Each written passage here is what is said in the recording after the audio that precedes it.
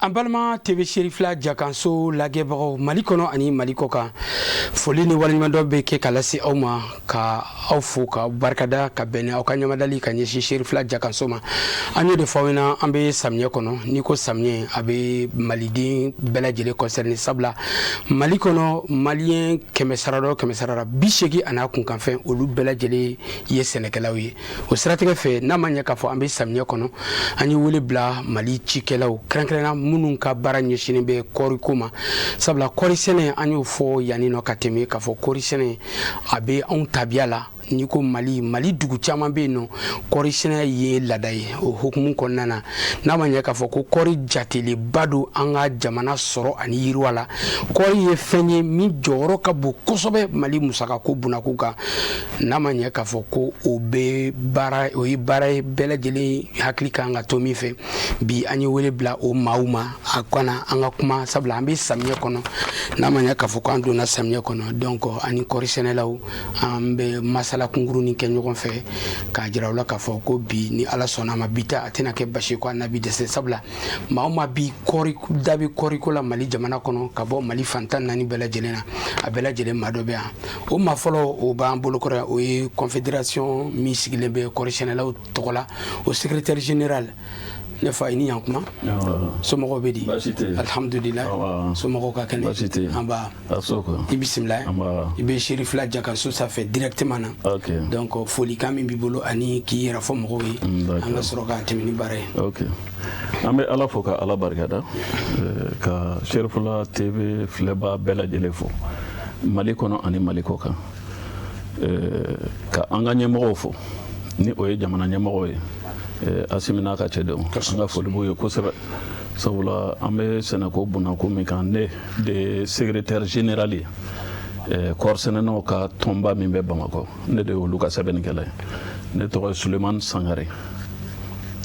i bisimila i Sangare an bɛ fulaw dɔn ni misigɛn ye an bɛ fulaw dɔn ni misi ye ka taa ko fula yɛrɛ kɛra kɔɔri sɛnɛlaw ka secrétaire général o ye koba ye fulakɛ an b'i fo i ni ce ka sɔn ka na an ka wele jaabi an b'a dɔn k'a fɔ aw ka baaraw ka ca foli bɛ aw an yɛrɛ bɛ samiyɛ yɛrɛ la ni ɲankuma na aw bɛ foro kɔnɔnaw la o bɛɛ n'a ta aw sɔnna ka na an ka wele jaabi o diyara an b'aw fo o maa filanan fɛnɛ o ye min b'a bolokɔrɔ yan ale yɛrɛ fɛnɛ ye kɔɔri sɛnɛlaba ye a bɛ Kucala mara kɔnɔna na ni sera Kucala i bɛ nɔngɔnkari kɛ ka taa Sikolonbakaw ka cɛngana n'o ye Agibu Sungara Agibu i ni ɲankuma d'accord e yɛrɛ ni ce an famana dɛ an famana basi t'i la basi foyi tɛ na yenkaw basi tɛ samiyɛ ka fisa alhamdulillah an bɛ Ala tanu dɔn i bisimila ok ne ye Agibu Sungara ne ye kɔɔri sɛnɛba ye en même temps ne ye kɔɔri sɛnɛw ka président ka attaché donc ka foli lase Sherifla TV filɛbaa bɛɛ ma k'aw ka directeur n'u ka ɲɛmɔgɔ bɔ fo k'an ka jamanakuntigiw fo n'o ye Asimu Goyita n'a ka jɛkulu bɛɛ lajɛlen ka Mali kɔɔri sɛnɛ bɛɛ fo ni waati in na fɔlɔ tubarikala inchallah o diyara n ye an ka maa sabanan o y'an yɛrɛ balimakɛ Modibo Kamara ale ye kitaka ye kitakaw kɔni an bɛ tiga de dɔn kosɛbɛ ko a woloma tiga woloma a y'an ka tiga Modibo i ni ɲankuma kitakaw an somaw yenkaw bɛɛ an fanabaw i bisimila saha kitakaw b'i fo konba fanabaw b'i fo konba musow n'an denw b'i fo konba o ni basi kɔni t'anw na konba marhaba an bɛ don min na komi bi vraiment nisɔndiyalen don ka na télé Sherifla la ka lajɛbagaw fo ka kanubagaw fo k'an ka jamana ɲɛmɔgɔw fo k'an ka cikɛlaw fo k'u waleɲuman dɔn de Ala sigi sago ne tɔgɔ ye Modibo Kamara ne ye Kita kɔɔri sɛnɛlaw ka ɲɛmɔgɔ ye Kita fédération président don i bisimila ka bɔ Kita ka na Bamakɔ ka tila ka na an sɔrɔ Sherifla Jakanso la yen nɔ ka na an ka masala ɲɔgɔn fɛ an b'i fo k'i waleɲuman dɔn sira ka jan nka o bɛɛ n'a ta jamana ko don tɛ i bisimila diyara n ye an ka maa naaninan ale fɛnɛ fila ye Ningwingoni flow kere mega tabal fan no te tabal la kera bare flow ya sangari ya siribe na kesa ya siribe ya bismillah fana yo korsene la i sona kana nga wele jabi bismillahir rahmanir rahim ami ala fo ala mo bidon latke ne ya siribe mali korsene la ka jeku ton o minen jeku ni mo de ni donc ala yanse abi ande jamana nyamro fu wo fu muna parce que ande kase ka chike anga furula ni ko tesirite donc na be kabulum ka nala sona vraiment on chike law ko ita so antse ka anga chike donc ande o chini ngala uka jo sobula ande ofula yananga do kono nala sona manale il faut ka i bɔra mɔgɔw bɛɛ lajɛlen fo voilà an balimaw a y'a faamuya sisan k'a fɔ bi mɔgɔ bɛ da bɛ kɔɔri sɛnɛ la a ma ɲɛmaaw de filɛ kɛnɛ kan nin b'a jira k'a fɔ mali kɔɔri sɛnɛla bɛɛ lajɛlen bɛ yɛrɛ sɔrɔ ni maa welelen ninnu na bi donc o b'a jira k'a fɔ an ye wele bila maa minnu ma a bilara a tigi wɛrɛ ma secrétaire général an bɛ don min ko bi mali a bɛ wagati jan bɔ mali tun bɛ jɔyɔrɔ fɔlɔ la diɲɛ farafinna gun kan kɔɔri sɛnɛ ko nasiraw fɛ yalima bi an bɛ don min ko bi i bɛ se ka mun de fɔ an ye mali kɔɔriko a bɛ lahalaya jumɛn na an bɛ don min ko bi mali kɔnɔ hakaja fo ka se farafinna gun kan na alhamdulillah mali kɔɔriko bi an bɛ se k'a fɔ an bɛ ala fo k'an ka cikɛlaw fo sabula bi ni cikɛlaw ka cɛsiri tɛ kɔɔriko bɛ lahalaya min na kɔɔriko lahalaya ma nɔgɔ san damadɔ in na ka sababuya kɛ sababu damadamaw ye munna ni ko kɔɔri fɔlɔ ye rendement de i ka se ka rendement kɛ tard la sabula ni o sɔrɔ ma se ka kɛ tard la i b'a ye k'a fɔ gɛlɛya sugu bɛɛ bɛ kun bɔ donc o ye gɛlɛya ye min bɛ ka mali kɔɔriko sɛgɛn kosɛbɛ o kɛrɛfɛla la nɔgɔko gɛlɛya b'an kan engrais an tɛ engrais sɔrɔ ka labɔli kɛ nin san damadɔ in kɔnɔ an bɛ yɔrɔ min na i ko sisan a ko gɛlɛya bɛ i bɛ gɛlɛya min dɔn nka ala ni cikɛlaw ka cɛsiri franchement an bɛ ka dɔɔni kɛ n'o tɛ mali de tun ye fɔlɔ ye farafinna gun kan kɔɔriko la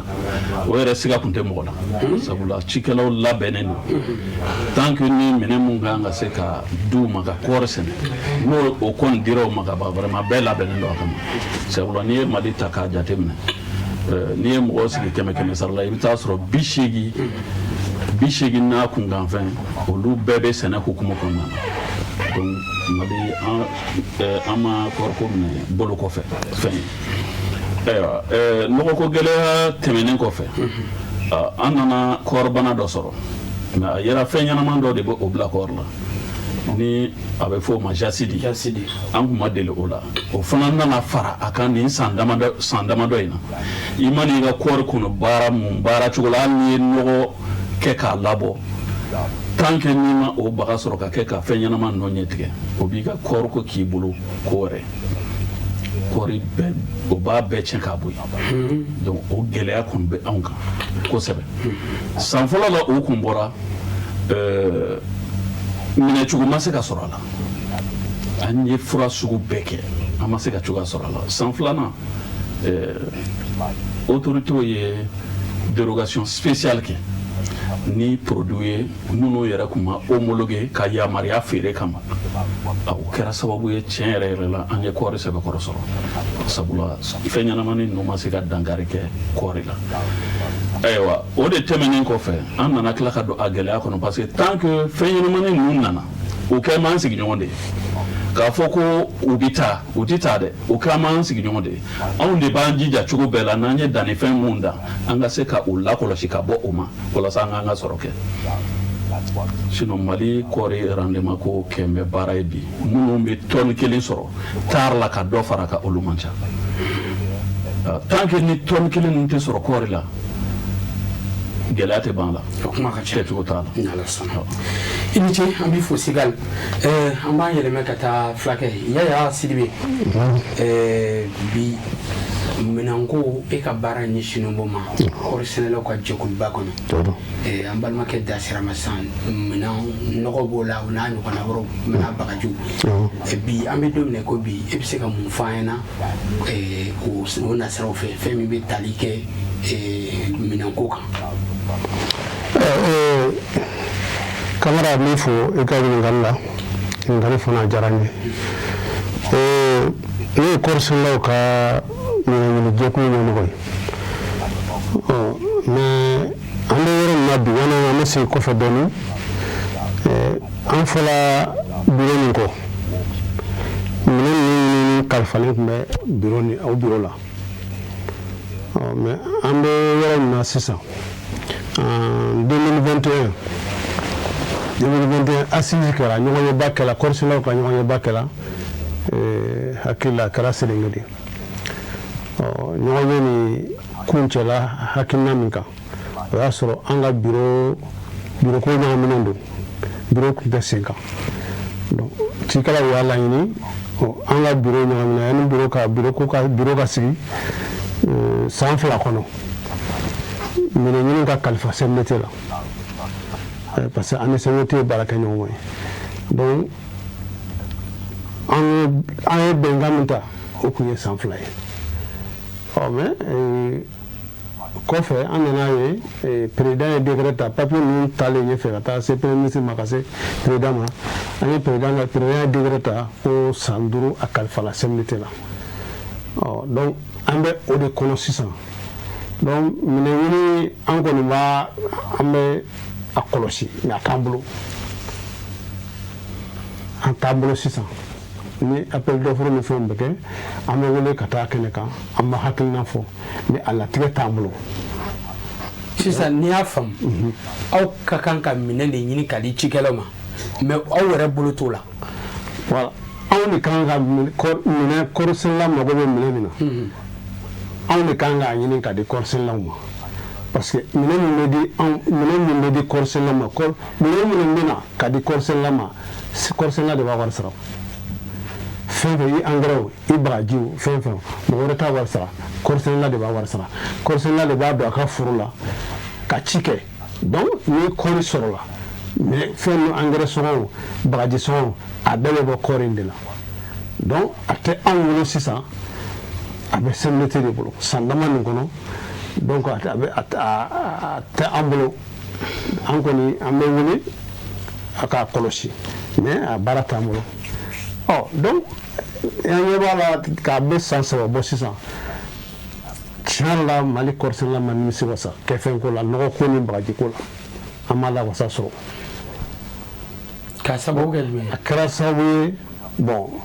ayiwa a ye gɛlɛya don Mali yɛrɛ kɔɔri sɔrɔli ko la parce que ni bolodalikɛla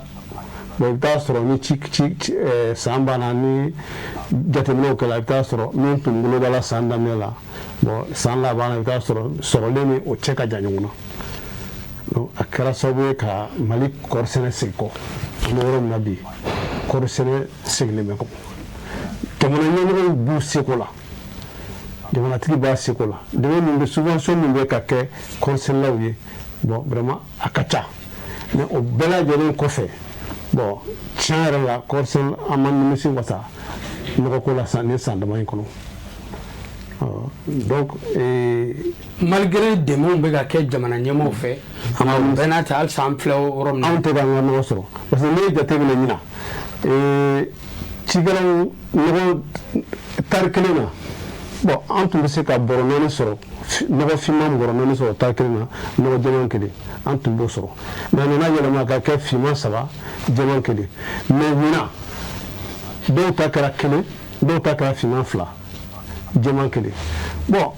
ayiwa diɲɛlatigɛ fɛn o fɛn ni e balo bɛ fɛn min i bɛ balo fɛn min na n'i m'a sɔrɔ ka wasa kɛ bon est ce que i hakili ye min ye o bɛ sɔrɔ donc kɔrɔforo tɛ k'u ka hakɛ sɔrɔ nɔgɔ la donc ni a hakɛ ma sɔrɔ diyagoya e hakili bɛ sɔrɔ mais i t'o sɔrɔ donc an bɛ yɔrɔ min na bi jamana ka kɔɔrisɛnɛ lasɛgɛra donc an mago bɛ min na sisan o ye bolodiɲɔgɔnma ye ko in bɛ se ka segin a cogo la cogo min na. ni ala sɔnna yaya an bɛ tila kɛ nin ma o b'a to Agibu an b'an munumunu ka ɲɛsin ma an ye ɲininkali fɔlɔ min kɛ Segal la e ye kɔɔrisɛnɛlaba ye i bɛ Kucala mara la kɛrɛnkɛrɛnnenya Sikolonba Mali kɔɔriko bi ma a n'a kunuma yalima kelen don wa e yɛrɛ bɛ Mali kɔɔrisɛnɛ la lahala ye jumɛn na an bɛ don min na ko bi. d'accord Kamara n bɛ se k'aw fo ka foli lase an ka président ba yɛrɛ ma n'o ye Yakuba Traoré ale min ye sɔnna ka an wele n kana ɲɛfɔli kɛ donc ne bɛ min fɔ Mali kɔɔriko a gɛlɛya la n'a hakili la e taara ne ka foro la a bɛ siɲɛ dama dama bɔ o kɛra nin y'a kan ka kɛ san 3nan ye Jasiri kuma ni Segal y'a fɔ an doro o problème kɔnɔ n'o ye fɛn ɲɛnama dɔw bɛ yen u b'a fɔ kɛrɛ kan n'a donna i ka kɔrɔ a bɛ kɛ i n'a fɔ tension mana kɔrɔ la donc hali sisan o fura in an ma se k'a sɔrɔ ka wasa an b'o kasi la engrais ko nana bon engrais ko in san o san dɔ bɛ ka fara gɛlɛya kan san o san an tɛ se ka ne yɛrɛ tɛ se k'a faamu san o san jamanakuntigi bɛ miliyari caman ta ka di ko subvention quoi o subvention bɛ di engrais ko de kama mais mun de bɛ yen réalité la mun de bɛ yen ni CMT ne fɛ CMT kan ka wele jamanakuntigi fɛ k'o ɲininka mun de bɛ yen réalité Sɛnɛkɛlaw bɛɛ bɛ kasi la ɲina Kamara ɲina kɛra gɛlɛya yɛrɛ yɛrɛ san de Sɛnɛkɛlaw parce que mun na san daminɛna ni gɛlɛya ye fɔlɔ retard la mɔgɔ tɔɔrɔla kɔɔrisɛnɛ bolo kosɛbɛ mais e bɛ ka karaba ka kɔɔrisɛnɛ en même temps engrais t'e bolo kɔrɔ ko a bɛ na coopérative caman de bɛ bi min ma engrais bɔrɔ 1 sɔrɔ kɔɔri dun falen don ka ban o coopérative n'i y'a jate Mali kɔnɔ bi coopérative e tɛ se ka hakɛ fɔ o min ma engrais bɔrɔ 1 sɔrɔ n'i taara bɔrɔ 5 di ne ma ne tɛ ɲɔgɔn minnu bɛ yen o ma foyi sɔrɔ e ye mun kɛ ne fɛ foyi ma kɛ donc ne bɛ fɛ ka min fɔ dɔrɔn Asimi yɛrɛ ka a k'a ɲɛɲini ka ɲɛta parce que mun de bɛ yen yɛrɛ tɛ yɛrɛ nafolo min bɛ ka bɔ ka don an b'a ye a bɛ nafolo don a la san o san TPA nana Kamara san o san a bɛ dɔ fara kɔɔri sɔngɔ kan président mais kɔɔri bɛ ka jigin mun bɛ yen donc nin ye gɛlɛya 2 ye sabanan ye min ye vraiment Mali kɔɔrisi ko in Asimi a k'a ɲɛɲini n bɛ poroto ka CNT mɔgɔw wele nin yɔrɔ parce que ko sariya dɔ b'a la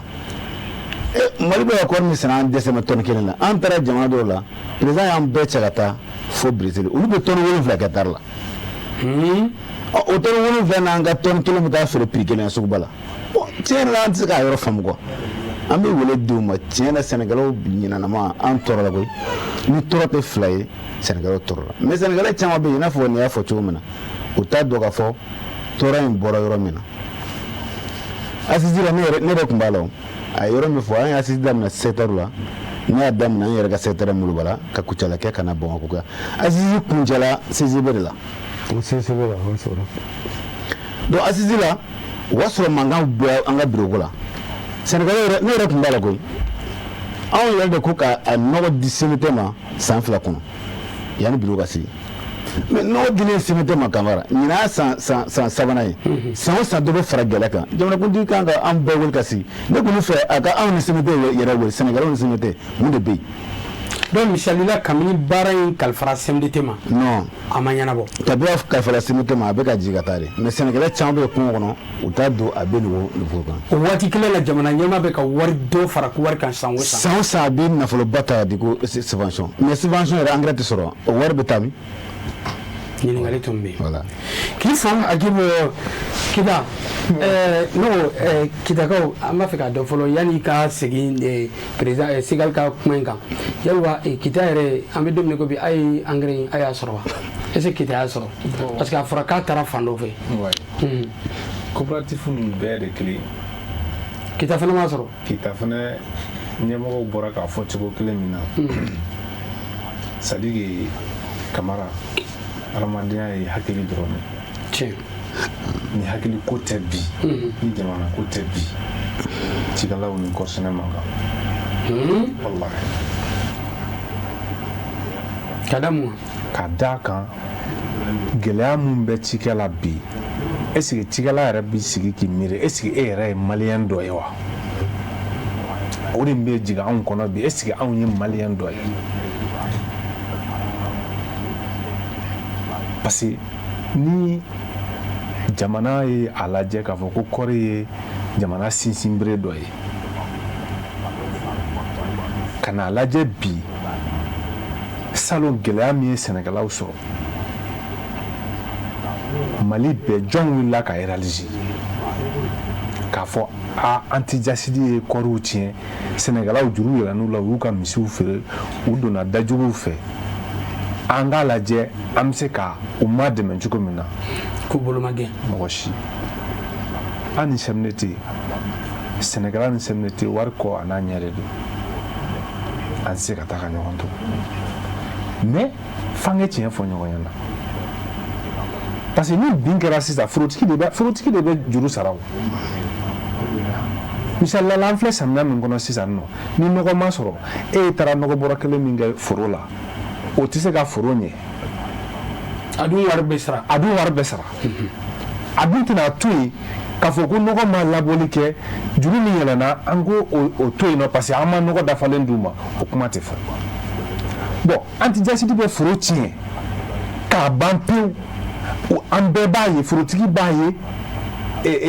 CMDT b'a ye parce que anw tɛ taama k'u kɔ an b'an ka président fo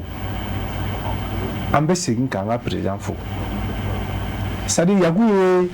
baara mun kɛ mission min wuli n'i y'a nafolo jati fara ɲɔgɔn kan bi min donna mission na pour que k'a réalité ye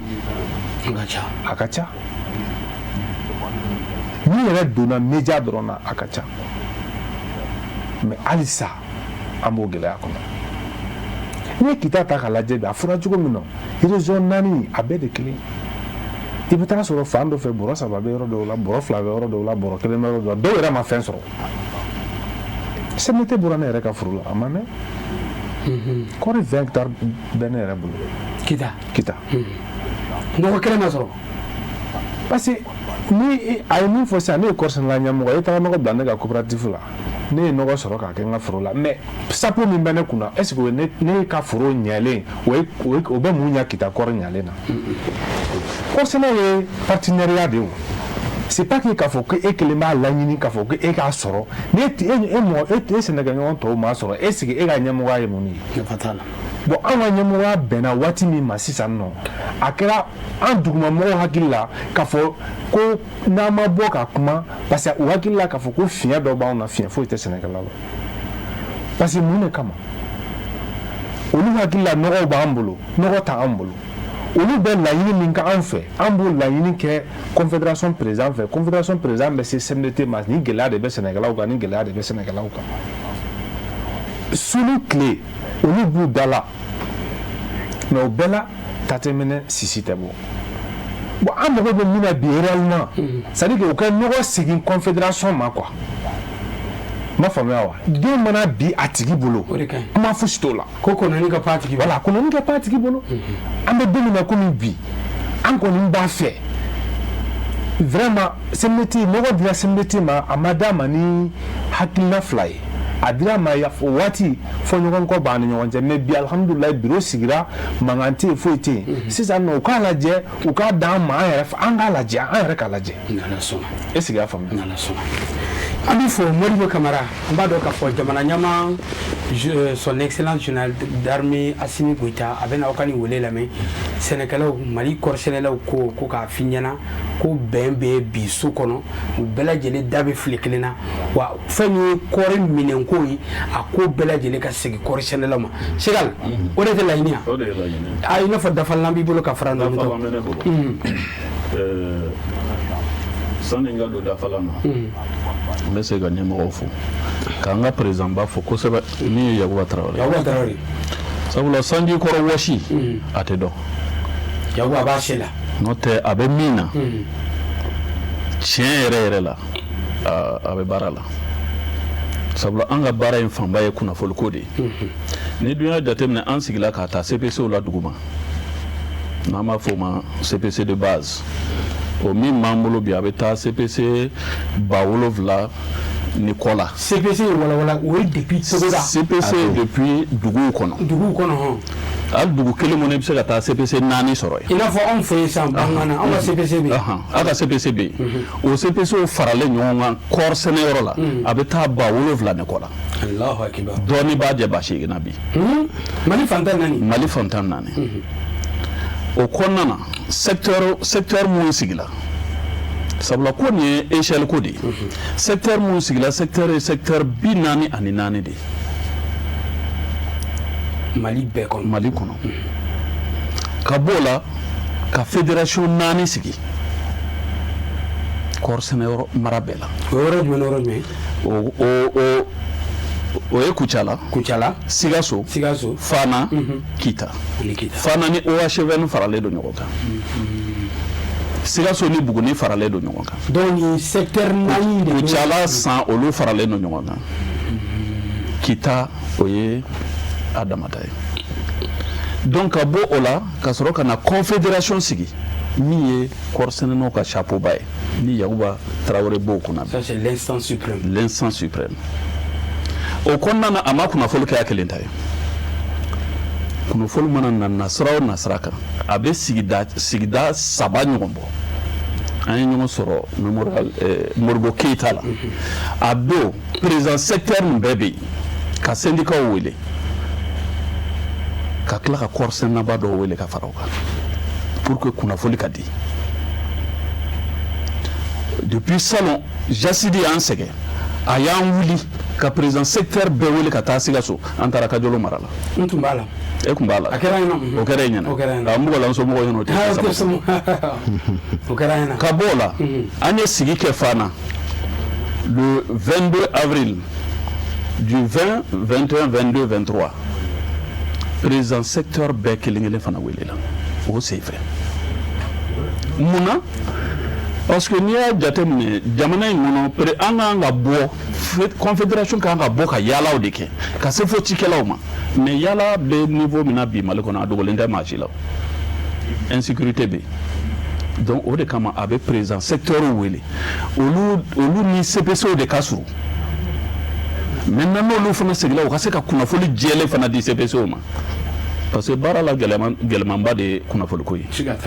ni kunnafoli ma ɲɔgɔn sɔrɔ a ka gɛlɛn assise min kɛra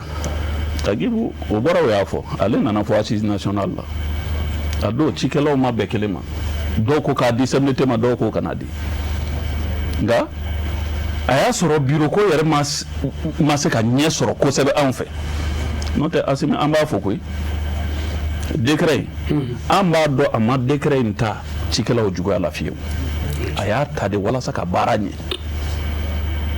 nka i mana baara dilan cogo o cogo gɛlɛya dɔw bɛ sɔrɔ a kɔnɔ donc o de la an b'a fɛ a k'a mafilɛ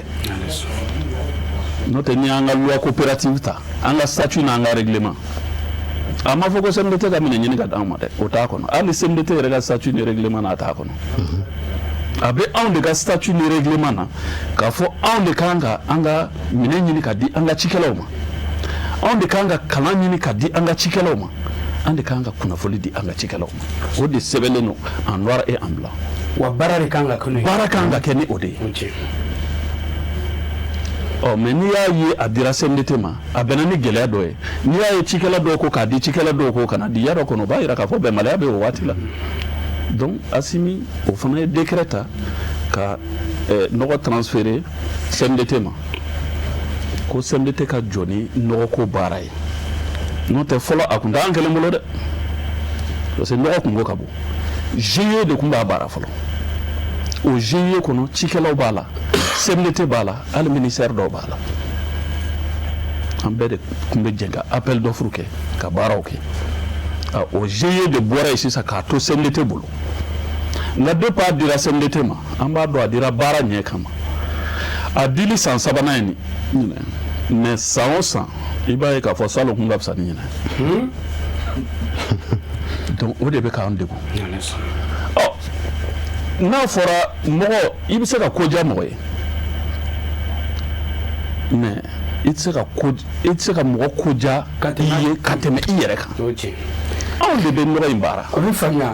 anw de bɛ nɔgɔ baara anw de bɛ nɔgɔ sara donc n'anw bilala k'a fɔ ko anw da bɛ a sɛbɛma yɔrɔ la an tɛ sɔn k'a kolon kɔni lase an ka forow ma ko Musa ni ta ye kɔmɔ ye ni kɔmɔ bɔla Musa ni k'i dogo ayiwa o ma ɲi waati an ta Yaya yalima nin gɛlɛya ninnu bɛɛ lajɛlen dɔɔnin kɔfɛ est ce que aw sera jamana marabaaw ma est ce que aw ni jamana ɲɛmɔgɔw aw ye kumaɲɔgɔnya boloda aw ni ɲɔgɔn cɛ est ce que aw bɛ ko in kalama réellement parce que n b'a dɔn bi jɛmukan in na u bɛna bɔ a kalama mais yan'o cɛ est ce que aw ser'u ma k'u kumaɲɔgɔnya baara caman kɛra o yɔrɔw la hakili la n'an ye ɲɔgɔn ye kɛ secrétaire général filɛ ka fana ɲɔgɔn ye kɛ fɔ nin an ye laɲini dɔw kɛ fana ɲɔgɔn ye senfɛ donc laɲini ninnu kɛra sɛbɛn ye hakili la k'a ci an ka ministère la sɛnɛkɛlaw ka ministériso la laɲini ninnu cira ye an hakili la n'a sera ale ma ale kan k'a lase jamana ɲɛmɔgɔ ma an bɛ ɲɔgɔn ye kɛ recommandation caman kɛ plus de 20 et quelques recommandations ka lettre sɛbɛn ka d'a kan ka ca an ka ministère tutelle ma min sɛnɛkɛlaw ka ministère ye a cira ma a k'a lase jamana ɲɛmɔgɔ ma k'a fɔ nin laɲini nin ye Mali kɔɔrisɛnɛlaw ka laɲini ye hakili la an ye ɲɔgɔn ye kɛ Kucala ka recommandation an ye Kucala filiale secrétaire président secrétaire bɛɛ tun bɛ yen président kɛ bɛ secrétaire kunna bɛɛ tun bɛ yen donc an ye recommandation minnu kɛ an y'o fana f'u ye u k'a dɔn président bɛ baara min na sanfɛ président n'a ka tɔn taama jɛkulu bɛ baara min na sanfɛ donc an ye recommandation minnu kɛ fana an y'a fɔ Kucalakaw ye an bɛ nin de la a ka di an ye bi ka taa ɲɔgɔn ye kɛ hali secteur la parce que an ka baara kɛra komi ye parce que n'i nana sigi ko cɛnni kunna bon n'i ma kɔlɔsi e ni minnu y'i bila u ɲɛfɛ u bɛna fɔ k'i tɛ ka olu ka baara kɛ bon k'a sɔrɔ an bɛ baara la an bɛ baara min na a ka bon hakili ma an ka président a ko kɔɔri bɛ sɛnɛ jamana kan k'a fɔ kɔɔri bɛ sɔrɔ yɔrɔ o yɔrɔ k'olu ka kɔɔri sɔrɔli lawasalen don ale bɛ t'i sen da o jamana kan a taara Chine a taara Brésil a taara Inde o bɛɛ ye kɔɔri sɛnɛ jamanabaw ye ka taa lajɛ mun de bɛ olu fɛ yen min t'an fɛ yan an bɛ se ka na ni min y'an fɛ yan donc an y'o ka si ye vraiment an'u ka sɛnɛkɛminɛn dɔw olu y'a impressionné donc a y'a lajɛ ka délégation wɛrɛ wuli an ka taa ninnu ka ministère kala ka CMDT kala an kɔɔrisɛnɛlaw yɛrɛ tun b'a la ka recherche kala ka taa an ka taa lajɛ fɛn min bɛ ninnu fɛ yen min ye ɲuman ye n'an bɛ se k'o yɛlɛma an fɛ an taara sɔrɔ vraiment Brésil u ka kɔɔri si min b'u bolo bon ayiwa o bɛ tɔnni 7 kɛ a Gibu y'a fɔ cogo min na hectare la o wagati kelen na aw bɛ kilo 700 aw tɛ se ka tɔnni yɛrɛ sɔrɔ bon an ka cikɛla ŋanaw tɔnni 1 dɔɔnin min kɔni bɛ tɔnni 2 sɔrɔ tɔnni 2 kɛrɛnkɛ sɔrɔ Mali la o bɛ compter bolo la de i y'a faamuya donc an y'a jateminɛ o bɛɛ tɛ se ka kɛ baarakɛbaliya ye bɛɛ tɛ se ka kɛ baarakɛbaliya ye donc mais i y'i jateminɛ fana olu ka kɔɔri bɛ feere yɔrɔ min anw ka kɔɔri bɛ feere a tuma dɔw la olu bɛ sɔngɔ min yɛrɛ sɔrɔ anw t'o sɔrɔ donc président y'a laɲini jateminɛ ka kɛ bɛɛ ka kɛ ko tɛmɛnen kɔrɔlen dɔw kɔnɔ an k'a lajɛ sɔrɔ bɛ kɛ fɛn min na o ka di cikɛlaw ma cikɛlaw bɛ se ka sɔrɔ kɛ ci minnu na o siw ka ɲini ka d'u ma donc a y'o baara kɛ i y'a faamuya an y'o baara kɛ donc ka seereya kala c'est n'a ma kuma a bɛ kɛ minnu y'an ci k'a fɔ k'an tɛ ka baara kɛ k'an tɛ k'u ka baara kɛ o ka sɔrɔ an b'u ka baara la su an b'u ka baara la tile fɛ donc Mali la bi ne ka baara n'a tun b'an bolo o ye sɛnɛkɛlaw ka fɛnw ɲinini ye ka d'u ma n'i ye jɛnɛ yɛrɛ jateminɛ hali n'a t'an bolo n ka baara ye minnu baara min bɛ ka kɛ k'o kɔlɔsi k'a lajɛ min bɛ ka kɛ a bɛ cogo di ɲinan yɛrɛ hali kɔɔrisi yɔrɔ dɔw la kɔɔrisi min dira yɔrɔ dɔw la a kɔɔrisiw tun man ɲi o kɛra yɔrɔ caman na a kɛra gɛlɛya yɛrɛ samiya donda fɛ fo a ye kɔɔri dɔw ka kɔɔri sɛnɛ dabila a kɛra sababu ye dɔw ma kɔɔri sɛnɛ k'i fɔ merci Yaya ni Ala sɔnna an b'a a jigiya k'a fɔ faamuyali ko ɲumanw bɛna sɔrɔ nin ko la jamana ɲɛmaaw n'u labɔlen bɛ nin ko ninnu kalama don nataw la sabula jamana ɲɛmaa jɔrɔna ko min b'a la bi o ye fɛn min Mali ka se ka segin a ka jɔyɔrɔ fɔlɔfɔlɔ farafinna kun kan jamana jumɛn bɛ k'an da ɲina Benin tɛ walima Togo Benin de bɛ k'an da fo an ka tɛmɛ Benin la dɛ n dalen b'a la k'a fɔ an bɛna tɛmɛ Benin la sɔɔni an bɛna nɛgɛjuru labila n'a y'a sɔrɔ Mohamed Keita ninnu fanfɛla la nɛgɛjuru voilà sɔɔni an bɛ nɛgɛjuru labila an bɛ mɔgɔ damadɔ ta nka yan'o cɛ Agibu kɔɔri aw bɛɛ y'a fɔ ko san o san Mali kɔɔri ko kɔɔri sɛnɛ gɛlɛya de bɛ k'a don a la a kɛra sababu ye san o san an bɛ ka jigin an tun bɛ jɔyɔrɔ fɔlɔ la an bɔra yen ka na filanan na ka na sabanan bi an bɛ jɔyɔrɔ min yɛrɛ la an t'a dɔn e yɛrɛ fɛ mun de bɛ ka na n'a ye wa fɛɛrɛ jumɛn de kan ka tigɛ ne kumana o kan ka tɛmɛ fɛn min bɛ ka na n'a ye dɔrɔn kamara n bɛ segin kuma dɔ kan kɔɔri ye fɛn ye yirila fɛn de don n'i ye kɔɔri dan ka se tile 15 kalo kelen ma n'i ma nɔgɔ k'a la engrais k'a la e mago bɛ min na a t'o d'i ma bilen bon n'a fɔra i bɛ kɔɔri da e yɛrɛ hakili la tile 10 kan ka sɔrɔ i ye engrais k'a bɛ 15 mais i bɛ taa kalo kelen ni kɔ sɔrɔ tile 40 kɔ i ma engrais sɔrɔ i b'a dɔn ko i bɛ sigi ni bin de a filanan ye min ye o siko de n bɛ segin a kan siko nin walahi ni Mali kɔɔrisi ma yɛlɛma kɔɔrisɛnɛw bɛna jɔ Ala k'an kisi n'i ye CMT ta kɔɔrisi min bɛ CMT bolo a si yɛrɛ ka ca kojugu mɔgɔ yɛrɛ n'i y'a mɛn ko producteur dɔ bɛ se ka tɔni 2 kɛ dɔw bɛ da kilo 500 la i b'a sɔrɔ k'i ta zone kelen fɛ i t'a sɔrɔ i b'a sɔrɔ si qualité 4 bɛ yen si tɛ kelen Kucala c'est la même chose ça n'i ye si ta sisan i b'a sɔrɔ dɔ ye da MS ye dɔ ye da 93 15 ye dɔ bɛ fɛn Sitam bɛ yen dɔ bɛ yen i b'a sɔrɔ ko o ye G440 ye da ulu bɛ yen c'est-à-dire i bɛ kɔɔrisi jate fo 8 ɲɔgɔn o bɛɛ bɛ sɛnɛ jamana kelen na est-ce que si y'o kelen hali ɲɔsiw tɛ kelen ye o ne bɛ kabasi dɔ sɛnɛ ne bɛ tɔni 7 sɔrɔ dɔ bɛ dɔ sɛnɛ a bɛ da tɔni 1 na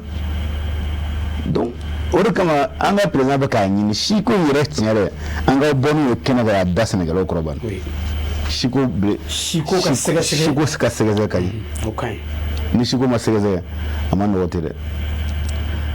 a b'a fɔ ko brésilien ka si o b'a fɔ o ye bayɛlɛma si ye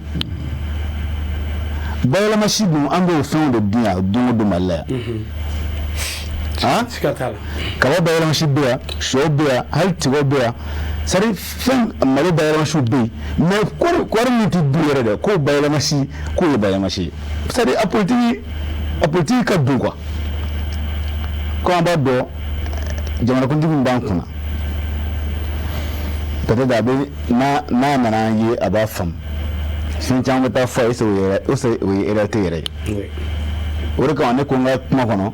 a ka anw yɛrɛ ni CMT sigi dɛ mun de bɛ yen ni jamakuntigi y'an ni CMT sigi terre à terre n'a fɔ ni kɛra ten mun de bɛ yen n'an y'a fɔ a b'a faamu donc kɔɔri bɛ ka jigin fɛn caman de bɛ ka kɛ engrais tɛ ka sɔrɔ siw man ɲi ka taa bagaji ko fara o kan ɲinan yɛrɛ mɔgɔ kamana gannen dɔ ye bagaji ko ye bilen parce que san o san ɲinan ka di ni salon ka di ni ɲinan ye an bɛ ka taa masara de ta o solution kun ye min ye pour jamakuntigi yɛrɛ ka ta en charge a ka dɔn mun de bɛ yen Sénégalais mun yɛrɛ de bɛ yen solution bɛ sɔrɔ a la o de la. Merci Issoumara. Solution, proposition de solution. E fɛ fura jumɛn bɛ nin ko bɛɛ lajɛlen na pour que an ka bɔ nin bɛɛ kɔnɔ. Kamara ne b'i fo. Vraiment ne kɔni an bɛ solution min na la an bɛ don min na komi bi ɲɛbila kumaw tɛmɛnen kɔfɛ ne kɔni an bɛ solution min na kɔɔrisɛnɛ la bi a fɔlɔ-fɔlɔ ko bɛɛ kɔɔrisɛnɛ la bi o ye kɛfɛnko ye o kɛ se ka segin confédération ma kelen kɔɔri si CMT kɛ fɛɛrɛ kɛ k'o yɛlɛma o kɛ yɛlɛma parce que ɲininikɛlaw dan ye ka taa ɲinini kɛ ka na réalité nin bɛ sɔrɔ yan fɛ jamana joli fɔra sisan Chine ne tun bɛ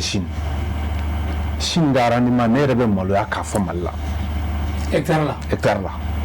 parce que ni n sigi k'a lajɛ ko kɔɔriw bɛɛ bɛ taa feere sɔngɔ kelen na sugu kelen na an dun bɛɛ ko de ko sɔrɔ ka taa ɲɛ jamana ka taa ɲɛ bon jamana bɛ se ka taa ɲɛ sɛnɛ la cogo di ninnu bɛ ka 7 tonnes kɛ hectare la anw bɛ ka 1 tonne kɛ hectare la vraiment a gɛlɛya fanga ka bon ne y'an bɛ solution min kɔni n'a la an bɛ don min na komi bi o de ye président Assimi bɛ baara min na a k'a lajɛ a kɛ anw sigi an bɛ se k'an ka gɛlɛya fɔ a yɛrɛ ye da ani da gɛlɛya min bɛ sɛnɛkɛlaw kan dɛ a kɛ sɔrɔ k'a se ka audience da anw ma anw bɛ se ka sigi k'an ka gɛlɛya fɔ a ɲɛna zɛrɛn jɛla parce que a bɛ ka nafolo min don n'an sigira a ka nafolo don a mɔnɛ bɛ bɔ a la quoi parce que o kɔni kun ka d'an ye n'an bɛ solution min n'a la o bɛ kɛ yan'o cɛ nɛgɛjuru sira ye 93 91 66 92 70 93 93 61 ani 92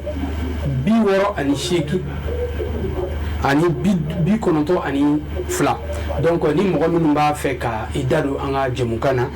an bɛ i bɛ se ka weleli kɛ nɛgɛjuru sira min affiché filɛ nin Sangare Sidibe solution e ka proposer de solution an b'a kuncɛ disi kan ok ne ka o dɔ bɛ min na allo allo oui allo oui an cɛ an balimakɛ an cɛ allo ok oui Sidibe fura min bɛ nin na parce que u ka minnu bɛ nɔgɔ wari sara minnu bɛ bagaji wari sara u ka segin u ma sɛnɛkɛlaw yɛrɛ voilà n'o ye sɛnɛkɛlaw kɔɔrisɛnɛlaw ka soba minɛn tun b'an bolo a b'an ka sara tɔn sɛbɛn bɛɛ la i y'a faamuya an ka coopérative ye tɔn ɲini tɔn an bɛ coopérative ye ka taa fo duguma fo sanfɛ donc a ka minɛn ɲini ka segin an ma i y'a faamuya minɛn ɲini seginnen kɔfɛ an ma diɲɛ ye suguba de ye diɲɛ ye sugu ye donc tɔw bɛ ka min k'i yɛrɛ fɛ n'u bɛ ka fɛn sɔrɔ o la n'i m'olu ladege n'i ko k'i bɛ to kɔrɔlen na i bɛ to kɔ taa bɛ kɛ k'i to parce que ni yɛlɛma bɛ na ni mɔgɔ yɛlɛma na i fana bɛ yɛlɛma mais n'i ko k'i bɛ to kɔfɛ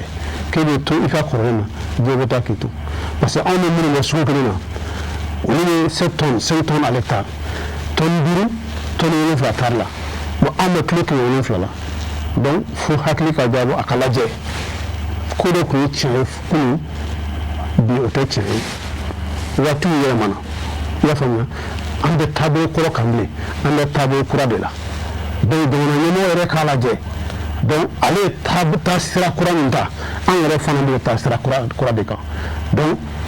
minnu ka kɔɔri bɛ taa feere yɔrɔ kelen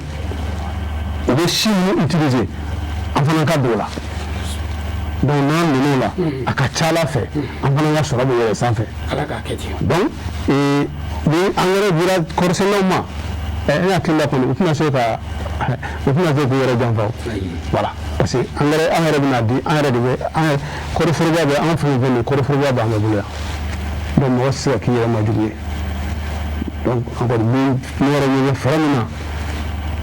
o ye o ye ani kɔɔri wari sarali parce que an ka kɔɔri wari sarali ka suma. An da bɛna fɔ a ma sɔɔni n'Ala sɔnna il faut n'Ala sɔnna kɔɔri foroba t'i yɛrɛ bolo nka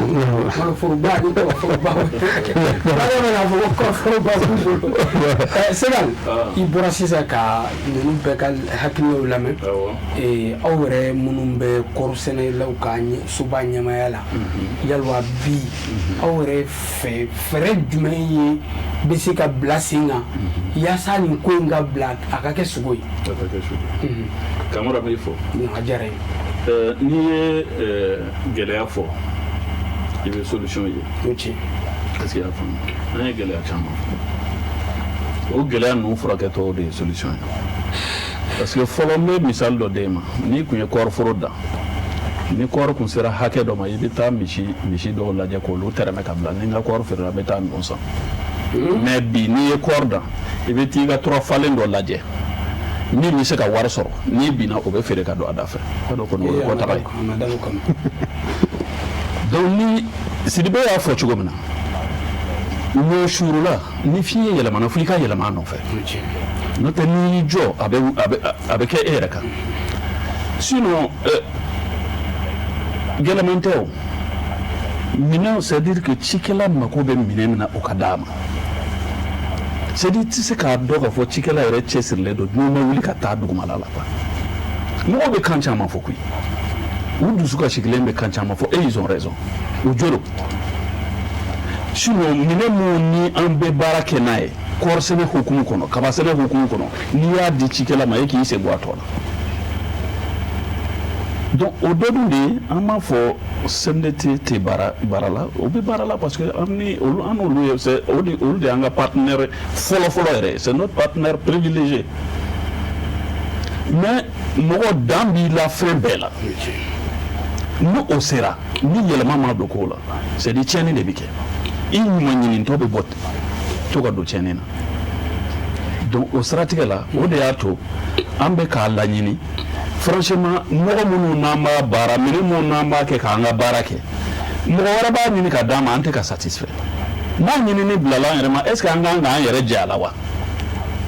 an b'an k'an yɛrɛ jɛ a la dɛ donc ni minɛnw kɔni sera ka di cikɛla kɔni ma e k'i bolo bɔ a tɔ la aujourd'hui kɔɔri sɛnɛ b'o dankan de kan et puis a jugu ye yɔrɔ min fɔ kɔɔri siko in c'est une réalité hein kɔɔri siko ye réalité de ne ye siɲɛ 2 kɛ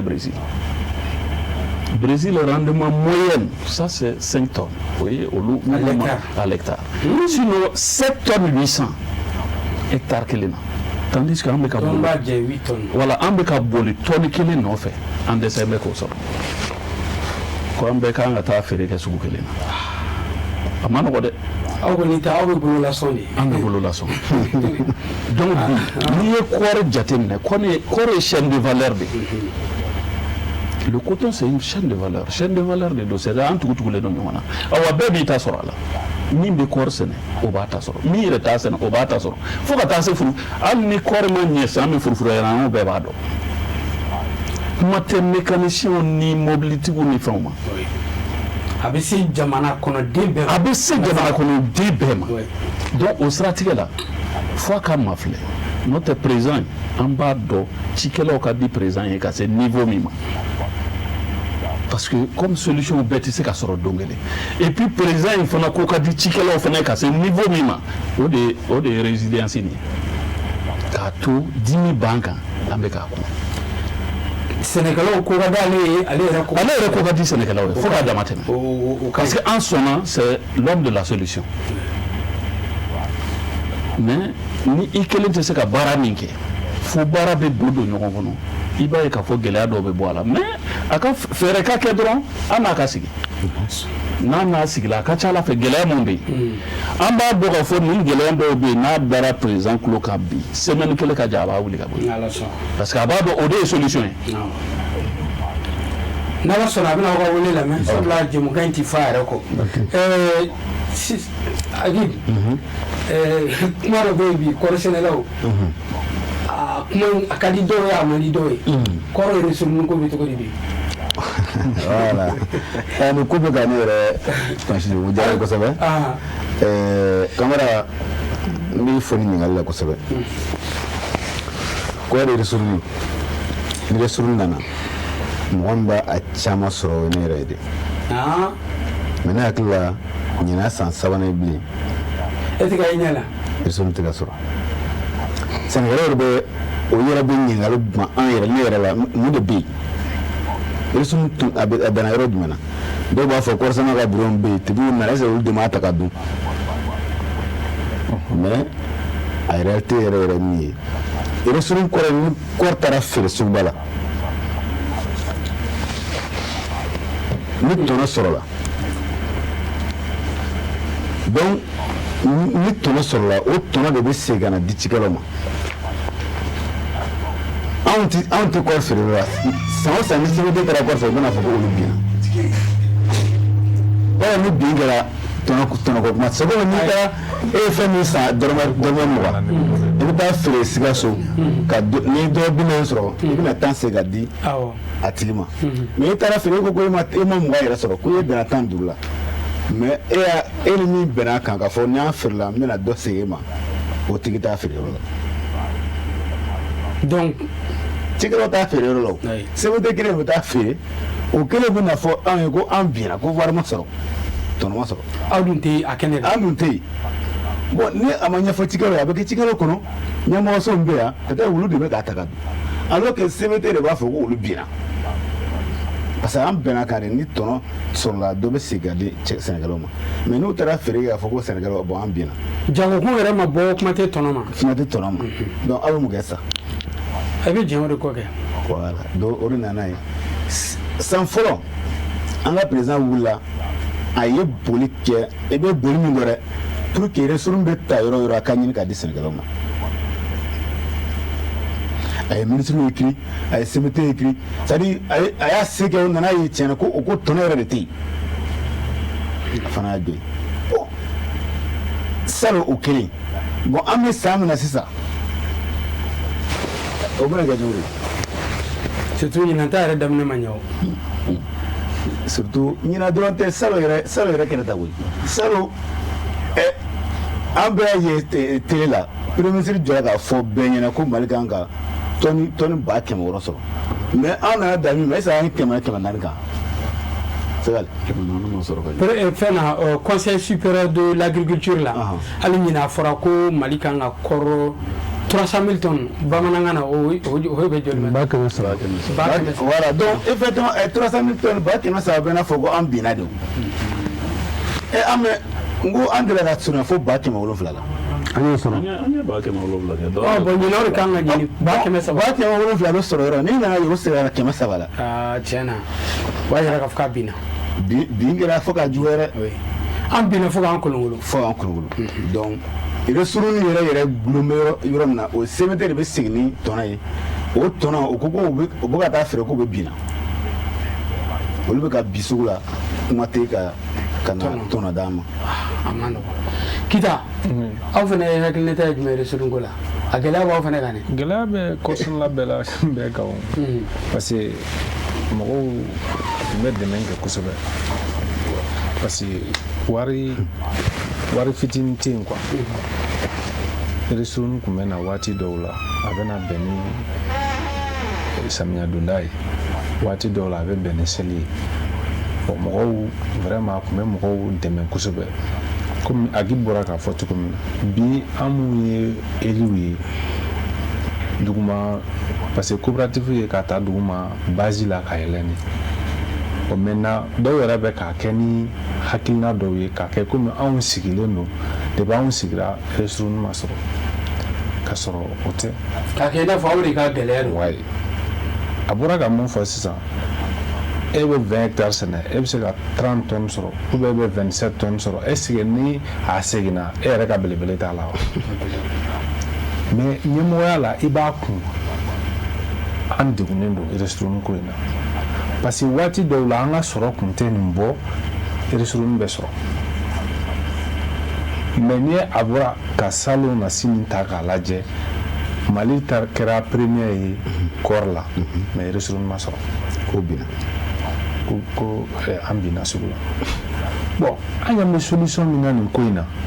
anw de bɛ kɔɔri sɛnɛ bien vrai que an ni CMDT ye partenairement ye mais an ka confédération président secrétaire minaɲini jɛkulu est ce que n'o dɔ yera feere kɛnɛ kan mondial la est ce que a tɛ kɛ seereya ye wa a b'olu yɛrɛ lajɛ yan voilà a tɛna ni lajɛya ye wa a bɛ na n'o ye parce que fɛn bɛɛ anw bɛ baara kɛ k'a d'e ma bon ni tɔnɔ sɔrɔla a la e bɛna ni tɔnɔ ye bon tɔnɔ a feereyɔrɔ la anw ka mɔgɔ tɛ yen bon e bɛna fɔ de an binna ou bien an yɛlɛna bon ne bolo kɛrɛnkɛrɛnnenya la ni partenariat de don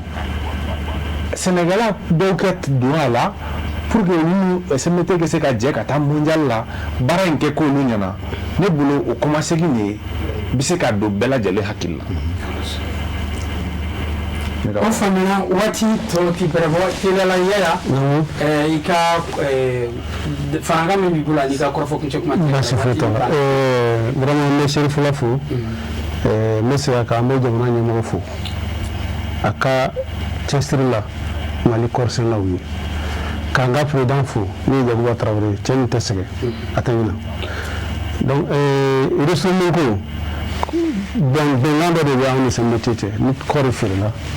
tɔnɔ 100 sara la 60 ye kɔɔri sɛnɛla ta ye 40 ye CMDT ta ye maintenant ni fɛn minnu tala sisan ni c'est à dire que minɛn dɔw tara i t'a sɔrɔ subvention ma min couvert ou bien fɛn dɔ donc o minɛn wari minnu sarabali tora a kɛra fournisseur wari ye a kɛra wari suguya wɛrɛ ye donc ni bɛnkan dɔ b'an ni ɲɔgɔn cɛ ko charge commune i y'a faamuya an bɛ jɛ ka min sara ɲɔgɔn fɛ donc ni wari fɛn fɛn tora kɛrɛfɛ o bɛɛ de bɛ ta charge commune na donc o de bɛna kɛ fo kana fɔ ko tɔnɔ yɛrɛ banna pewu donc a bɛ san 3 bɔ sa depuis an yɛrɛ ka bureau sigira Mali kɔɔri sɛnɛ ma Iresuruni sɔrɔ donc n'an ma faamuya a bɛ kɛ anw minnu y'anw sigi minnu y'anw bila ɲɛmɔgɔya la a bɛ ko min na k'a fɔ ko anw ka bunkojuguya don ou bien anw ka cɛsiribaliya don k'a sɔrɔ o tɛ a fɔra cogo min na bi fɛ kɔɔri bɛ c'est à dire que musaka min bɛ don kɔɔri yɛrɛ baara la kɔɔri sɛnɛla t'a kalama musaka min fana a bɛ feere sɔngɔ min na kɔɔri sɛnɛla fana t'a kalama voilà an bɛna débat yɛrɛ la a k'i b'i ka kɔrɔfɔ kuncɛ kuma Segal ka datugu n foli kɛ Sirifula TV a directeur a n'a baarakɛla bɛɛ la a yɛrɛ sɛnɛkɛla don ka Mali sɛnɛkɛla bɛɛ fo kɛrɛnkɛrɛnnen kɔɔri sɛnɛlaw k'u ni sɛgɛn mais an b'an se la président fana b'a se la parce que sɛnɛkɛlaw bɛ ka kɛ jagosa yɛrɛ la pour que an ka se k'an yɛrɛ balo parce que n'i kɛra togodalamɔgɔ ye ka tila ka taa jɔ Morijan la ko n nana balo san vraiment o maloya b'an na Ala ka an sɛgɛn ka foli lase kɔɔri sɛnɛlaw ka président ma ka kuncɛ n'Asimi ye ka fo kosɛbɛ a bɛ ka miliyɔri min don an na anw ɲɛ b'a la mais a bɛ ka kɛ sɛnɛkɔrɔw si Ala sababu an bɛ kuma na sago tigɛla Segal tubabu ko a tout honneur tout seigneur kuma sera ko bɛ fɛ ka se cɛncɛn kan i ka kɔrɔfɔ in kuncɛ rapidement ka n'Ala sɔnna an b'an bɛɛ k'aw boloda don wɛrɛ sabula jɛmukan in ma s'a kuncɛyɔrɔ la nka waati ko don ok parce que o bɛ diya n ye kosɛbɛ ni a sera ka relancer parce que a ye Iresuruni ko min fɔ précision caman tun bɛ yen ka d'a kan mais waati banna an bɛ foli kɛ an lamɛnbaga jɛkulu bɛɛ lajɛlen ka Serifula ɲɛmɔgɔw fo ka e yɛrɛ kamara fo ka techniciens bɛɛ fo ka Asimi fo a n'a ka jɛkulu ka sécurité mɔgɔw fo ani k'an ka président ba fo cikɛla mun n bɛ se ka yɔrɔnin min fɔ dɔrɔn cikɛla mun b'a bila u kunna ko minɛ ɲini ni fɛn ninnu bɛɛ b'an bolo o k'a dɔn k'a fɔ a bɛ CMDT de bolo franchement n'o sera ka faamuya donc i b'a ye k'a fɔ o faamuyara Mali kɔɔrisɛnɛlaw foli kɛ bɛɛ lajɛlen ko k'a fɔ ko kɔɔrisɛnɛlaw ka minɛ ɲini ko a tɛ confédération bolo dɛ k'a bɛ CMDT de bolo donc olu kɔni bɛ yan mais a foyi t'olu bolo o faamuyara n'Ala sɔnna an b'aw bɛɛ lajɛlen fo secrétaire général k'i fo k'i ka maa bɛɛ lajɛlen fo k'aw ka président ba n'o ye Yakuba Tarawele k'a fo ka Mali kɔɔrisɛnɛla bɛɛ lajɛlen fo bi aw minnu sɔnna bi k'aw ka ciw bila ka na sigi an ka dakuruɲɛ fila fɔ ɲɔgɔn fɛ an b'aw fo k'aw waleɲumandɔn k'a ɲini Ala fɛ a ye kɔrɔfɔ minnu fɔ Ala k'a bi tulo kunna di tulo kɔnɔ a faamuyali ko ɲuman n'Ala sɔnna jamana ɲɛmaaw u bɛna labɛnni k'a la ka baara k'a la don nataw la yaasa hamina gɛlɛn min b'aw la o bɛ se ka sabati cogo min na inchallah Ala k'a kɛ ten nɔ an b'aw bɛɛ lajɛlen fo kosɛbɛ n'a taara i bɛ kitakaw fo aw ye Bamakɔ fila kumantukaw o kumantukaw fa ka ale bɛ kucalakaw an ka Sikolonba an bɛ Sikolonba Sikasokaw xëy na a yɛrɛ bɔra Sikaso Sikasokaw fo an bɛ Mali kɔɔrisɛnɛ yɔrɔ bɛɛ lajɛlen fo an ti ɲinɛ kucalakaw kɔ an tun bɛ kucala kɔngɔrɔ kunasini an b'u fo u fana cɛsirilen don kosɛbɛ